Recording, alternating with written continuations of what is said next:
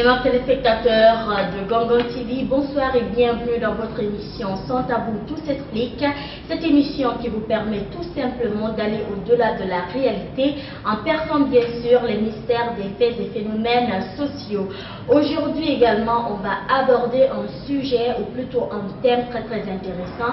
Eh bien, on va parler de l'entrepreneuriat féminin. Vous le savez, elles sont nombreuses, en tout cas ces femmes qui s'identifient aujourd'hui à travers leurs entreprises. Elles sont tout simplement indépendantes. Voilà, elles contribuent au développement en tout cas de leur pays. Et pour en parler, pour débattre de ce sujet, on a comme invité sur ce plateau Fantasso. Elle est la chef d'entreprise de BHV, entendez Business Horizon Value. Bonsoir Fanta. Bonsoir à vous. Vous allez bien? Merci. C'est un plaisir pour nous de vous recevoir. Le plaisir est partagé. C'est à moi de vous remercier de m'inviter pour que je puisse m'exprimer sur votre thème aujourd'hui. Bien. Alors on vous voit tout le temps sur Facebook. Vous avez la page en tout cas de votre entreprise et tout. Vous êtes d'ailleurs très active. Et donc vous faites de l'entrepreneuriat féminin. D'abord, ce que moi je vais vous demander, qu'est-ce que vous entendez par entrepreneuriat? L'entrepreneuriat, pour moi, c'est la prise en main de sa vie, l'indépendance et pouvoir apporter son grain de sel dans l'économie sociale et économique de notre entourage, naturellement le pays. D'accord. Alors, qu'est-ce qui vous a poussé à entreprendre? Ce qui m'a poussé à entreprendre, notamment, c'est, comme je l'ai dit tout à l'heure, c'est vraiment l'indépendance. Déjà, depuis toute petite, moi, j'ai un peu appris la gestion avec mon père.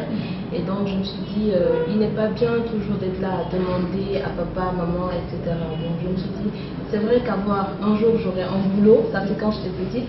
Mais à côté, j'aimerais être indépendante et ne pas dépendre de quelqu'un. Je me disais, bon, il ne faudrait pas que je sois obligée de me lever à 6 h du matin ou à rentrer à telle heure. Mais je me suis dit, bon, il faut bien commencer quelque part. J'ai commencé à travailler, mais après, je me suis dit, maintenant, il est temps que je sois indépendante, que je travaille pour moi. Bien. Même si concilier les deux, c'est bien compliqué. D'accord. Alors, après les études, vous avez d'abord eu du boulot et après, vous avez commencé à entreprendre. Oui, effectivement. D'accord. Alors, est-ce que vous pouvez un peu nous parler de votre entreprise? Parce qu'apparemment, vous agissez en tout cas sur des produits naturels et tout. Oui, effectivement, j'ai créé BHV en 2014. J'ai commencé par la vente d'accessoires de mode en pagne, bien sûr, essayer de valoriser un peu les cultures de la Guinée et de l'Afrique. Mais j'ai vu que en ce moment, c'était pas trop la tendance. Donc, j'avais un côté accessoire qui était carrément les produits naturels. Donc, j'ai décidé de me focaliser spécifiquement sur ça et pour une bonne raison qui est entre guillemets valable, parce que pour moi c'était en fait la dépigmentation des jeunes filles. Donc je me dis, si on arrivait à rediriger tout le monde vers les produits cosmétiques naturels, ça aurait son avantage et son impact social. Donc de là, j'ai voulu créer ma société qui aujourd'hui évolue dans la fabrication et la vente de produits cosmétiques naturels. Alors comment est-ce que vous faites pour avoir en tout cas tous ces produits? Parce que parfois je vois sur vos publications, il y a de l'huile essentielle, des huiles essentielles et tout. Comment vous faites? Pour certains produits, comme vous le savez, on a des produits locaux aujourd'hui qui ne sont pas valorisés, notamment le beurre de karité, le coco, le pain, je ne vais pas tout citer. Mais la plupart, mes ingrédients principaux de base, c'est vraiment des produits locaux.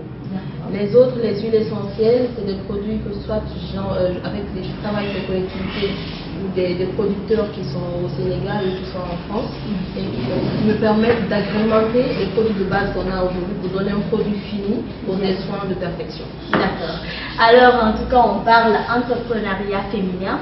Vous savez, généralement, nous sommes dans une société où la tradition elle pèse beaucoup sur les femmes. Alors, lorsque vous avez commencé à entreprendre, est-ce que vous avez été victime de stigmatisation par hasard? Personnellement, non, parce que j'ai forgé au fait cette personnalité depuis très longtemps. Bien. J'ai grandi plutôt dans un milieu un peu masculin. Déjà que je suis la seule fille de ma famille, donc j'ai un grand frère, un petit frère. Bon, du coup, j'ai essayé de m'imposer déjà, de me créer moi ce caractère un peu masculin. Bien. Donc du coup, pour moi, ça n'a pas été très compliqué. Le défi pour moi, c'était vraiment ramener ces autres femmes-là à adhérer à cette initiative-là. Bien. Alors, si je comprends bien, comme vous l'avez dit à l'entame de cette émission, au fait, vous avez choisi d'entreprendre pour être enfin indépendante et tout. Mais pour vous, c'est quoi une femme indépendante? Et est-ce qu'une femme indépendante ne fait pas fuir parfois les hommes? Non, pour moi, être une femme indépendante ne veut pas dire être une femme seule. Bien. Donc, la femme, aujourd'hui, beaucoup d'hommes, vu la conjoncture, beaucoup d'hommes veulent une femme intelligente, entreprenante, ambitieuse. Bien. Et pour moi, l'entrepreneuriat des femmes aujourd'hui, c'est une façon de s'affirmer. Et être entrepreneur, c'est pouvoir vraiment concilier plusieurs choses à la fois, notamment le foyer et le travail. Donc pour moi, ça peut pas être un frein vraiment à avoir une vie de famille. D'accord. Alors comment est-ce que vous arrivez en tout cas à concilier les deux? Parce qu'en même temps, vous travaillez pour une autre entreprise, en même temps, vous êtes indépendante, vous avez votre propre entreprise. J'avoue qu'au début, c'était pas facile. Comme je faisais un peu le B2B, c'est-à-dire que je faisais le commerce de proximité avec les clients. Mais à un moment, étant donné que je n'avais pas trop le temps de faire les livraisons, je quittais tard le boulot, j'ai décidé d'implanter carrément une boutique de produits cosmétiques naturels et où les clients pouvaient se rediriger. Il ne fallait pas qu'ils attendent que moi je sois là. C'était moi ma stratégie. Donc j'ai trouvé un endroit en banlieue, vu que tout le monde à la descente passe par là-bas et que là maintenant les clients peuvent se servir, même si je reste en contact avec les clients pour vraiment les conseiller et tout. Donc il y a l'accessibilité quand même qui est là et par contre il y a d'autres, je peux faire des livraisons exceptionnellement. Bien. En tout cas, vous êtes très jeune et entrepreneur. Oui, très jeune. C'est déjà très bien, c'est encourageant et tout. Alors, est-ce que vous avez eu à traverser des difficultés au cours de votre entrepreneuriat féminin? Oui, ça c'est évidemment. Surtout le secteur dans lequel j'ai voulu me lancer, pour moi c'était un défi. Parce que comme je l'ai dit, quand on prend des gens qui sont à l'Occident et tout, c'est des gens qui connaissent déjà tout ce qui est bio, tout ce qui est naturel. Mais nous ici, les gens ne sont pas encore adeptes de ces produits naturels-là. Les gens sont plus cosmétiques traditionnels, pour ne pas dire cosmétiques chimiques. Donc pour moi, le plus grand défi que j'avais à relever, c'était vraiment, comme je l'ai dit, faire adhérer toutes ces femmes à l'utilisation de la cosmétique naturelle. Mettre fin à la dépigmentation. Et c'était vraiment le plus gros défi pour moi. Et aujourd'hui, par la grâce de Dieu, depuis que j'ai commencé, si je fais le point, au début c'était vraiment très restreint. Mais aujourd'hui, il y a assez de femmes, de jeunes filles qui sont intéressées par ces produits parce qu'ils ont vu les bienfaits. Bien. En tout cas, c'est intéressant parce que même moi, je suis carrément une de vos clientes. Voilà, BHV, c'est très bien, c'est naturel et tout. Alors, vous êtes une femme entreprenante, vous êtes une femme indépendante. Est-ce que maintenant, avec votre entreprise, vous avez eu encore cette idée de partager ce que vous connaissez avec les autres femmes, en tout cas de les aider aussi à rejoindre ce mouvement d'entrepreneuriat féminin? Est-ce que vous avez eu à créer des stages au sein de votre entreprise et tout? Bon, j'ai pas eu à créer un stage au sein de mon entreprise, mais ma stratégie c'était quoi? C'était vraiment m'impliquer dans la vie associative afin d'impacter au mieux au fait l'entrepreneuriat des femmes particulièrement. Donc j'ai même eu à créer une page Facebook où j'essaie de parler un peu de l'entrepreneuriat féminin en Guinée. Du coup, ça nous a même valu au fait un entretien, un brainstorming avec la ville et tout ça. Et j'ai créé une association JEA qui parle de l'entrepreneuriat des jeunes en général. Donc du coup, pour moi, c'était un moyen aussi de ramener toutes ces femmes à s'intéresser à l'entrepreneuriat. Bien. Voilà, alors Fantasso, je rappelle qu'elle est chef d'entreprise de BHV, voilà, Business Horizon Value, c'est bien ça, Oui, c'est bien ça. Je prononce bien, voilà. Alors avec elle aujourd'hui, aimables téléspectateurs, on parle de l'entrepreneuriat féminin et bien sans doute on va en tout cas poursuivre le cours normal de cette émission. Alors Madame Fanta, au-delà de cet entrepreneuriat féminin et tout, pour vous c'est quoi l'émancipation de la femme? Pour moi, l'émancipation de la femme, par émancipation, moi j'entends affirmation. Et l'affirmation n'est pas forcément liée à l'entrepreneuriat. L'affirmation peut être liée à la valorisation de nos droits que beaucoup de femmes ignorent aujourd'hui. L'émancipation, c'est vraiment le côté intellectuel que ces femmes peuvent acquérir, c'est-à-dire la scolarisation des jeunes filles aujourd'hui, qui est quand même un point assez faible, que ce soit des jeunes filles, que ce soit des jeunes garçons. Mais pour moi, la femme reste le socle quand même d'une société unie, d'une nation unie. Donc c'est un peu ça, l'émancipation pour moi, c'est ça, l'affirmation. À travers maintenant plusieurs points qui restent quand même très importants. Bien. Alors, Madame Fantasso, généralement, en tout cas, bon, je dirais pas la majorité, mais moi j'ai connu des femmes qui ont décidé de se lancer dans l'entrepreneuriat féminin. En fait, c'est lorsque elles sont victimes le plus souvent d'harcèlement sexuel dans les entreprises où elles travaillent et tout, qu'elles se décident après de créer leurs propres entreprises pour dépendre d'elles-mêmes. Est-ce que vous en connaissez des cas? Et si vraiment vous en connaissez des cas, comment est-ce que, selon vous, une personne peut vraiment s'en sortir lorsqu'elle est victime d'harcèlement sexuel? Bon, c'est un sujet qui est plutôt actuellement, les gens, qui n'est plus tabou.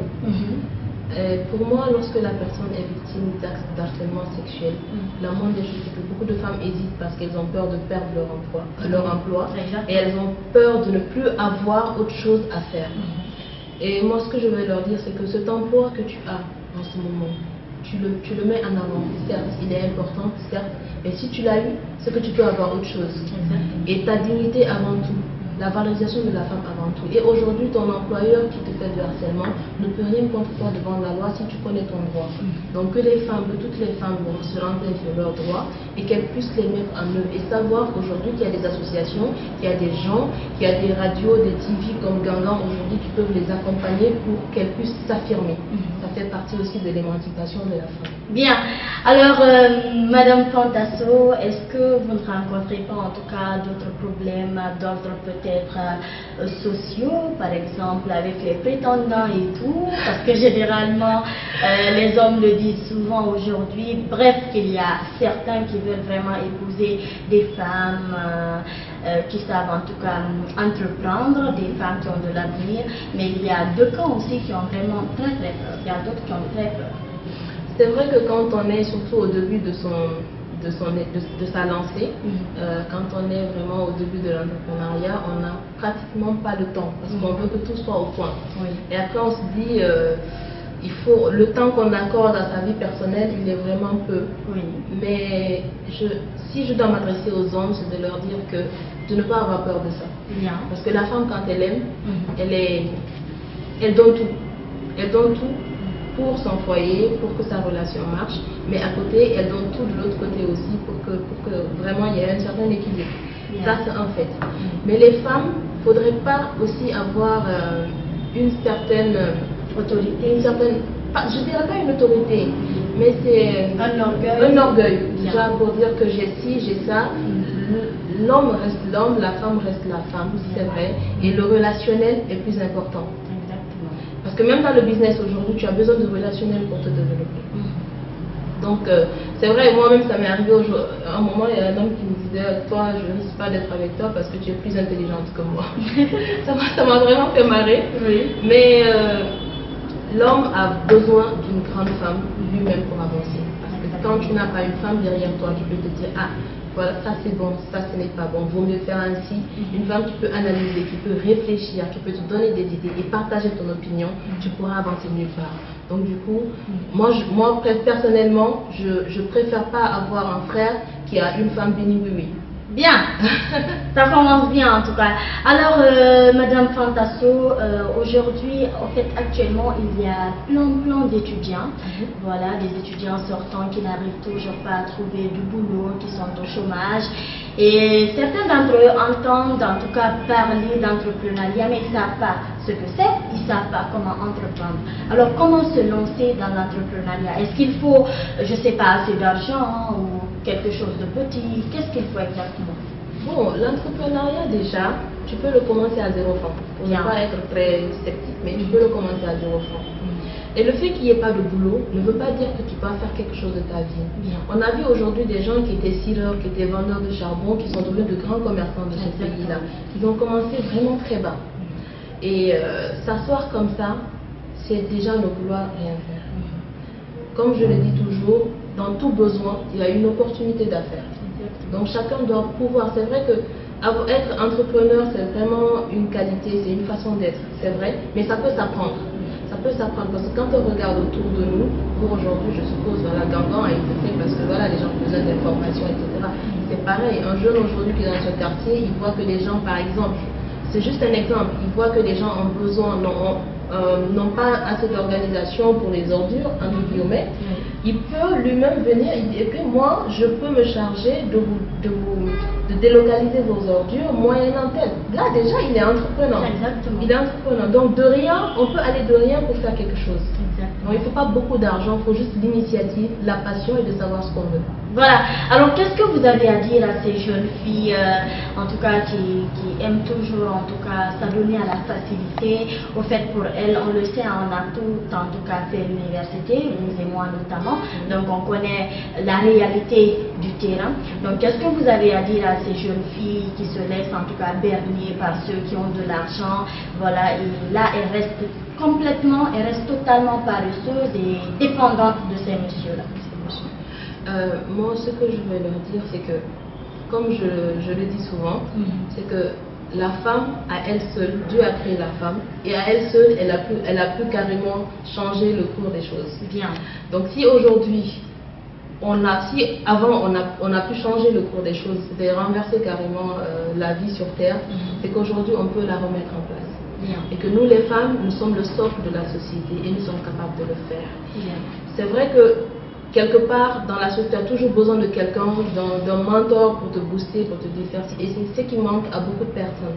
Mais de prendre sur soi, de vouloir prendre sa vie en main et se dire que ces personnes sur lesquelles un jour on compte aujourd'hui peuvent un jour partir, mourir ou nous laisser tomber carrément.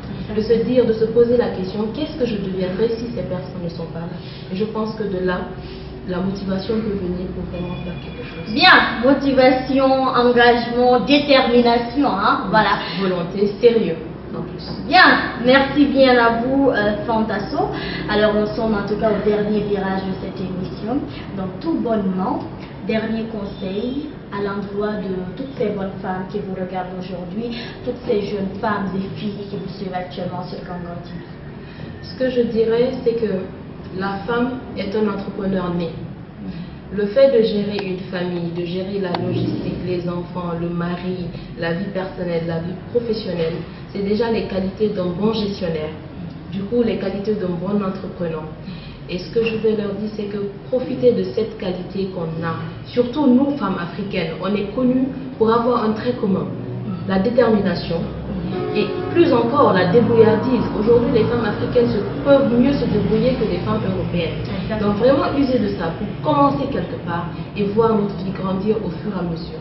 Bien, merci beaucoup Madame Fantasso. Je rappelle que vous êtes chef d'entreprise à BHV, Business Horizon Value, en même temps diplômée, hein, et en même temps il y a plusieurs casquettes que je n'ai pas. J'ai un master 2 en audit expertise. Bien, voilà, c'est déjà bien tout ça. Merci bien à vous d'avoir accepté notre invitation. Merci à vous. Voilà donc, aimables téléspectateurs, ça n'est fini en tout cas pour ce numéro de jour. On espère que les conseils de Madame Fantasso, voilà, elle est jeune et entreprenante en même temps, chef d'entreprise aussi de BHV, que vous voyez souvent, en tout cas, vous voyez souvent la page Facebook sur la toile. C'est Business Horizon Value, BHV, donc c'est des produits tout bonnement naturels, voilà, qui ne risquent pas de vous dépigmenter et tout, parce que justement, c'est pour cela qu'elle a créé cette entreprise, pour entre autres lutter contre la dépigmentation et valoriser les produits qu'on a ici à la base. Voilà, merci bien à vous. Merci à vous. Voilà donc, aimables téléspectateurs, ça n'est fini pour ce numéro du jour. On espère que ces conseils tomberont en tout cas dans de très très bonnes oreilles. Au plaisir de vous retrouver vendredi prochain pour débattre de notre sujet, en tout cas sans tabou, dans votre émission Tout s'explique. En attendant, au revoir et bonne suite de programme sur la télé des générations montantes.